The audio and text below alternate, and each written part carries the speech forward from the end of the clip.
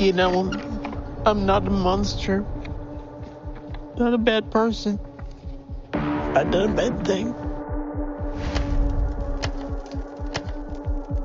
The state said you and Roberson were lovers, and that when you felt jilted, you lashed out by setting the fire. You say it was a cry for help and a way to escape a desperate situation, an abusive situation. A live-in babysitter sets the house ablaze and then escapes, killing 4 young children and their parents. I did it. I struck that match and I set that fire. But it wasn't to kill anybody. It wasn't. Those innocent babies. Michael, Dale, Gary, and Rita, all choked to death by that smoke in terror. I ran to the bedroom and I told him the house is on fire. God help me. I tried to get them out. Almost 50 years later, Indiana's longest-serving female inmate, Sarah Cindy White, answers for setting that fatal fire and saving herself. You got yourself out the window. I fell out. I'm assuming White can't remember. How do you explain the fact that you remember everything up to then and then everything after that? I can't explain it. I really can't. 3 psychiatrists told the court that you're a pathological liar. You lied on the polygraph you took. Mm-hmm. You lied at the sentencing. You lied about setting the fire. Yes, I did. Yes, I did. But am I lying today? No. I set the house afire, not meaning to kill anybody. God knows I didn't mean to kill him. Now, she's making accusations of her own and pointing the finger at one of her victims. He says, if you run or try to get away from me, he says, I will drive by and I will kill her. But the only evidence is her own word. Would you believe you? Yes. Would you forgive you? No. Would you free you? That's a good question.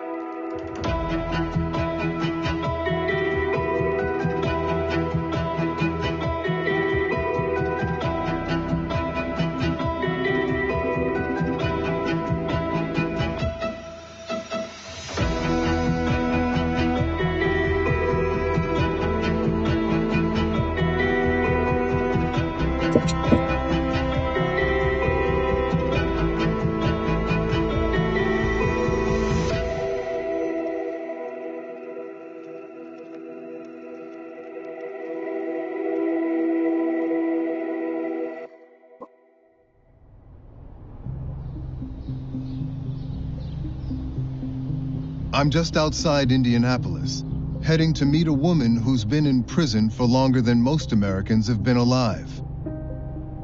And yet, a half-century of incarceration isn't enough to live down her one and only crime, the murders of a family of 6 by arson. Now, more than anything, Sarah Cindy White says she just wants to be believed. With growing calls to release Indiana's longest-serving female inmate, White has a controversial story to tell. Thank you, guys. I want to hear her out and get a glimpse into the mind of this convicted murderer. Once a known liar, can she ever be believed? We're really here to understand the mindset and motivations behind your actions so long ago. It's my job to embody the skepticism of the viewer. I have a duty to probe the way you would want me to if you were on the other side of the TV trying to figure out what to think. Does that make sense? Yes. White is 67 years old, wheelchair-bound and frail. Why are you here today talking to us, Cindy? And there's also a unique sensitivity at play that calls for a gentle tact. I'm here today because there are little Cindys out there going through what I went through. And if they hear my story and they can find other ways to handle the situation that I did, they don't have to end up in here. White says her story begins with child sexual abuse. It happened to you at a time when most victims suffered in silence. Yeah. Right? Exactly. I lived the abuse that my father gave me, from being a daddy's girl to being daddy's special little girl. And that's when the secret started. That's also when the damage started. Yes. It just went too far to where his hand was going on my shorts. And that just was not right. But I loved him. That was my dad at the age of 8. He says, this is our little secret. White says her father's home was a living hell, and she began inventing ways to avoid it. The brain is wired to cope. And at one point you took to pretend fainting. The weekends were horrible. You know, the cyclone would happen in the house, and he would just, and I was like, I can't do it, you know, to have a tooth knocked out, and, you know, it was just one thing after another. It got to the point that around Friday, Yeah. I would either be delivering my newspapers or something like that, and my last newspaper would be delivered, and I knew what I had to go home to. And it just got to the point that I would make myself fall. And it happened on Friday to avoid the weekend terror. You know, I was faking falling off my bike. One day I fell and my leg was actually numb. I couldn't feel a thing. And later on, they diagnosed it as hysterical paralysis. Around 16, it got so bad that you were institutionalized for almost a whole year. Yeah, for 10 months. They diagnosed you for an extreme stress condition known as conversion reaction, basically a psychological injury with physical manifestations. They never explained that to me. There was also a diagnosis that you had a tendency to exaggerate and distort facts. Yeah. It says that she has marked difficulty in telling straightforward stories. Does that ring true to you? Does that make sense to you? It does make sense. But I've never heard this before. All of this is from the case record. You're right. You're right. It sounds like a compulsion. Do you think that that's a coping mechanism that your brain sort of devised to somehow reconcile the world that you lived in? It could. It's very, very, very possible. Is that still something that you want to do at times? Could that be part of the lasting damage you've sustained, that sometimes your mind, you know, bends what happens in order to protect yourself emotionally? No, nothing like that now. In fact, I'm a very straightforward person. It's also totally relevant to the case because it cuts against your credibility, right? As she was coming of age, White languished in a psychiatric hospital. But one local family had become a saving grace: the Robersons. You had already met the Robersons. Yes, I met them on my paper route. So they watched you grow up in a way. Yeah, and in fact, they would ask me to babysit a couple of times. She says Charles and Carol Roberson had even taken her in as a younger teen, when she needed safe harbor from her own family, and she would help care for their 4 young children.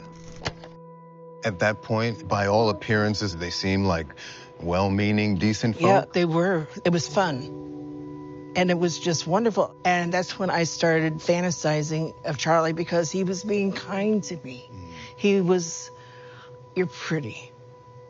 You know, look at you. You are a really pretty woman, you know, and I have never been told that. And so therefore, I was infatuated with him. How old were you at that point? I was 15. That's where the romantic feelings started. They did. Even before you were institutionalized. Yes, yes. They kept in touch with you when you went to LaRue. They did. They would come see me. They would even come visit. Really? Yes. White says she was finally released from the psychiatric hospital just as she was turning 18, and soon landed in the one place she'd felt safe, the Roberson home. By then, according to investigators, White and Charles Roberson were exchanging these sexually charged letters. October 1975, the month she moved in. She tells him, "I wish I could have you all to myself." and that she wants him to be her first. He writes her, "You're at a legal age when you can have sex with me with no problem." Did you fall in love with him? In a child's mind, yeah. In an adult mind, no. You were 18 at that point. I was still a child. I was so damaged. And he would flirt with me, and he would tell me things that everybody wants to hear. Can you describe it to me, what you felt for Mr. Roberson? I got excited when I seen him. I would giggle when he would say something, and as I think back now, it would be just, a kid thing. I didn't want sex really at the time. I just wanted someone to tell me I was pretty, to tell me that I amounted to something more than a piece of ass. You wanted love. Yeah, something that I've never received other than from the kids. Is it possible in your damaged mind at the time that you were over-interpreting some of these things that he would say? I don't think so. I don't think so. And then, according to you, things suddenly get very dark. Yeah. White alleges both Charles and Carol Roberson became her lovers and then her captors. It first started off with he got porn. The three of us sat there, and I sat and picked with my fingers, and they kept telling me, look up at the screen. Both of them? Yes.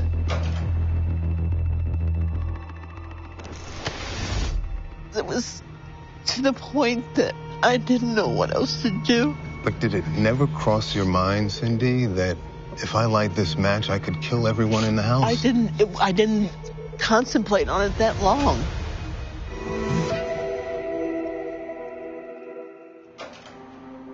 As a teenager, Cindy White was committed to a psychiatric hospital and diagnosed as prone to distort and fabricate facts. Mental illness she attributes to an abusive childhood home. So after being released from the hospital, she turned 18 and took refuge with a local couple for whom she used to babysit, the Robersons. You've described two very different experiences in their home. Yes. Right? You said, if I could imagine what Disneyland would be like, that would be it because I was so loved. Yeah, I felt it. The kids, oh my, they were just, there's Aunt Cindy, there's Aunt Cindy. And I mean, they would come running. They'd see me coming on my bike. The four of them. The four. And you know how puppies are when they see you and they're like jumping up and down, wanting to be picked so up. Excited. That's exactly what I got. Wow. And I loved every bit of it. The Robersons' young children, Michael, Dale, Gary, and Rita, had known White for most of their young lives as a trusted babysitter. What were your duties? What did you... I would help Carol clean. Carol was a clean freak. She.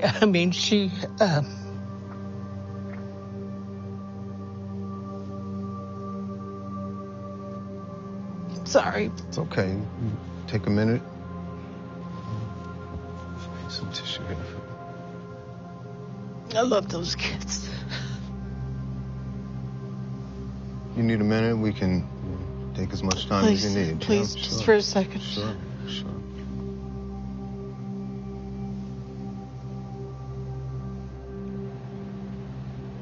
All right. The kids, we would go, the school wasn't very far from the house, and I would take them at least once a day. That was their little reward for being good. And we would go and play on the recess Playground. Activities, yeah. And we play in the sprinkler before it got too cold. And, little kid stuff.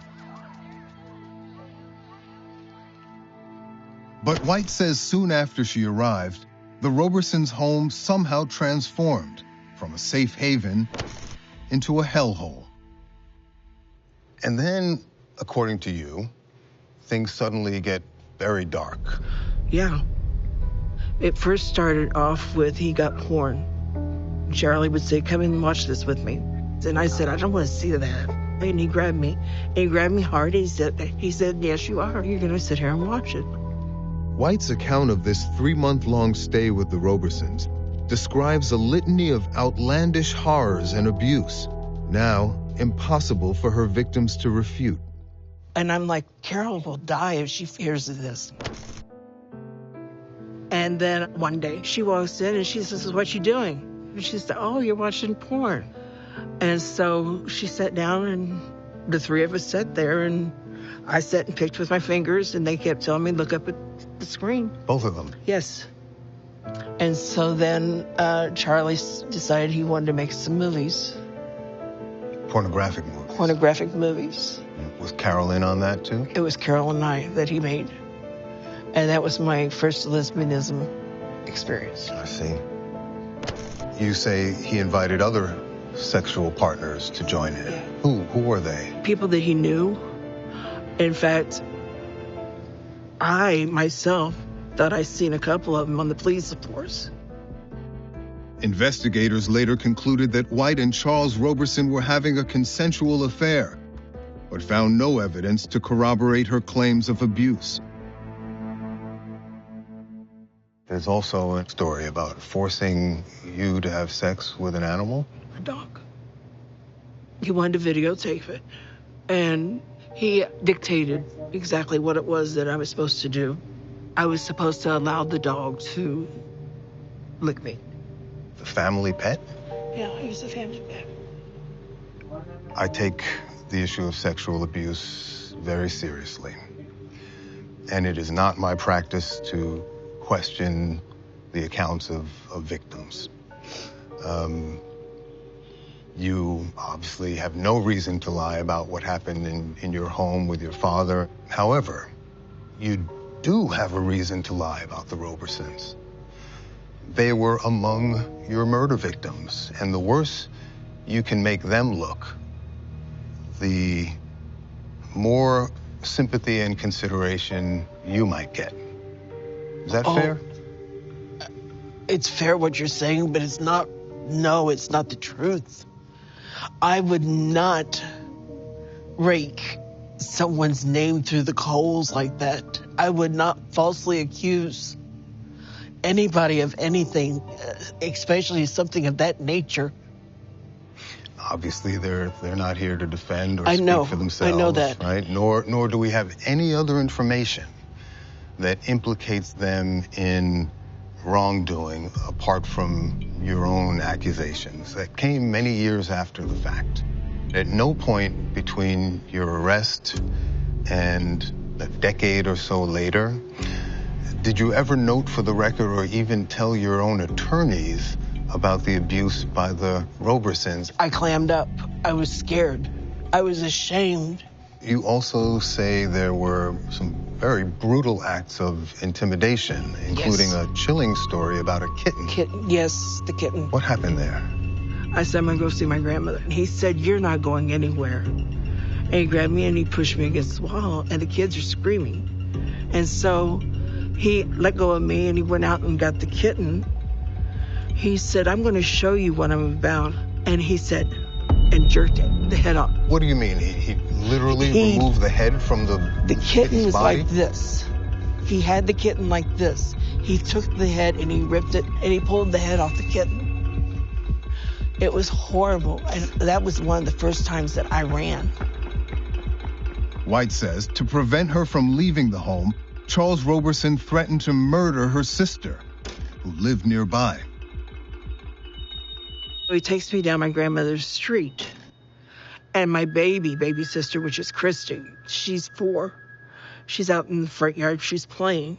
He says, if you run or try to get away from me, he says, I will drive by and I will kill her. And I believed him. I mean, look what he did to the cat. And I said, I wasn't coming over here. And he said, yes, you were. And he slapped me. He backhanded me. This is a man who I loved. Along with his wife. Yes, who I felt safe with. But it just started, everything just started unraveling. These explicit letters were found by investigators dated during the first 2 months of White's stay with the Robersons.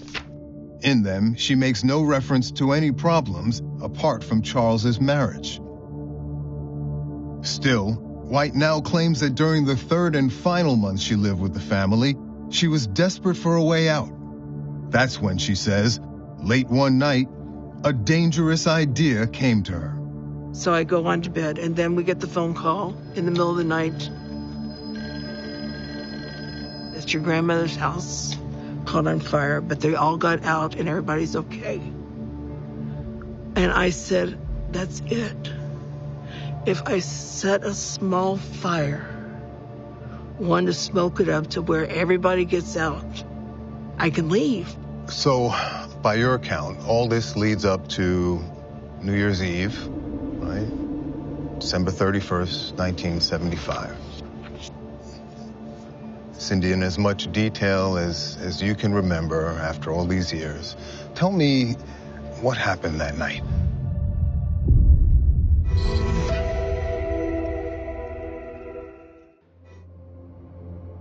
On New Year's Eve, 1975, an 18-year-old live-in babysitter crouched beside the family Christmas tree with a matchbook and a terrible idea. Asleep in their bedrooms were Charles and Carol Roberson and their 4 small children, Michael, Dale, Gary, and Rita. New Year's Eve, right? December 31st, 1975. Now, this is going back 50 years or so. How much can you remember about that period? I remember everything. You do? I do. I've got a very good memory as far as that goes. Cindy, in as much detail as you can remember after all these years, tell me what happened that night. It was below freezing, snowing, and we had went shopping, and I had gotten a pair of the footy pajamas. We had all gotten some throughout the day. And I had those on, and I got ready to unplug the Christmas tree because they had went on to bed. And I said, that's it. If I set a small fire, one to smoke it up to where everybody gets out, I can leave. At that point, that you're so desperate, you're about to light the house on fire. Yeah. Wouldn't it have been better to just walk out the door and take your chances? I couldn't take my chances with my family because he showed me what he was doing. He showed me what he was about. And I prayed to God before I struck that match. And I said, God, if this is your will, let it happen. But if it's not your will, please don't let it happen. That's not really how God works, is it? Now I know that. I know that now. When I struck that match and it went up the wall so fast, I ran to the bedroom and I got Charlie and I told him the house is on fire. God help me. We went to Gary and Sissy's room and I got them, and Carolyn went to the back bedroom and she got in there and I had Gary and Sissy and they pulled away from me and the smoke was so thick that I couldn't find them. So we go in the bedroom, and Carol tells me to open the window, and it was a larger window, and I tried to open it, and it wouldn't. It just wouldn't, and the smoke was, everybody was just... And she told me to get up on the top bunk, because there was this high window. And she said, I'm going to hand you the kids, open it, and I'm going to hand you the kids. Were the kids all there in the room at that point? I couldn't find Gary and Sissy because the smoke was too thick. So I got up on the top bunk, and the next thing I know is I'm laying on the ground, and I don't know how I got out. Your memory fails. I don't know how I got out. Right at that point, you remember everything up to that point. Yes, and I want to know how I got out because it was a small window. I tried to get them out. You got yourself out the window. I fell out. I'm assuming. This is what I'm assuming. I don't know for a fact. I don't know. I can't remember. How do you explain the fact that you remember everything up to then and then everything after that? I can't explain it. I really can't.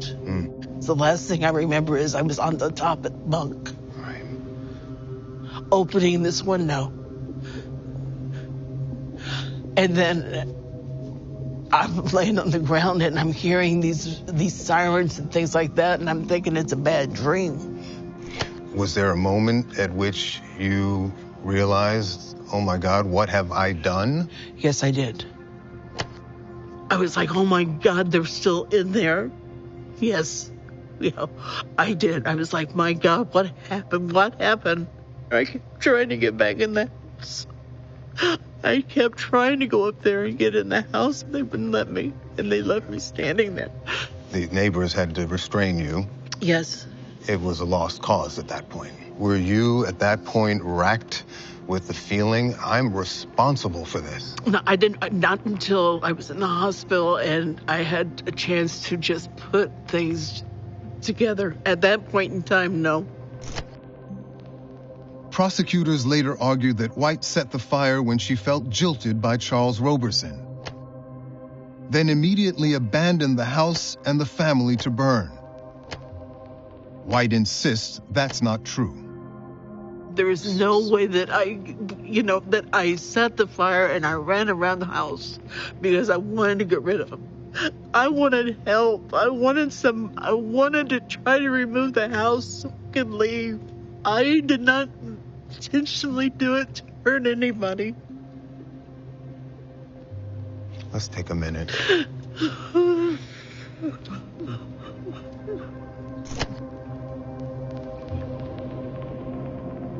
I wish to God it had never happened. But if it happened, I wish it could have been in this day and time, because number one, it would have never happened because people would have known the right questions to ask. And I'm not blaming them, but I am, because I done what I only thought was right. And how could I say setting a fire was right? Because it was to the point that I didn't know what else to do. Did it never cross your mind, Cindy, that if I light this match, I could kill everyone in the house? I didn't contemplate on it that long. I didn't. I really and truly, David, I really and truly 100% believed that they were getting out. How could you believe that? Because I thought that I could get them out. Excuse me, but I'm up here. It's up. I know it is. And it's hard to believe that. I have no reason to lie right now. I have nothing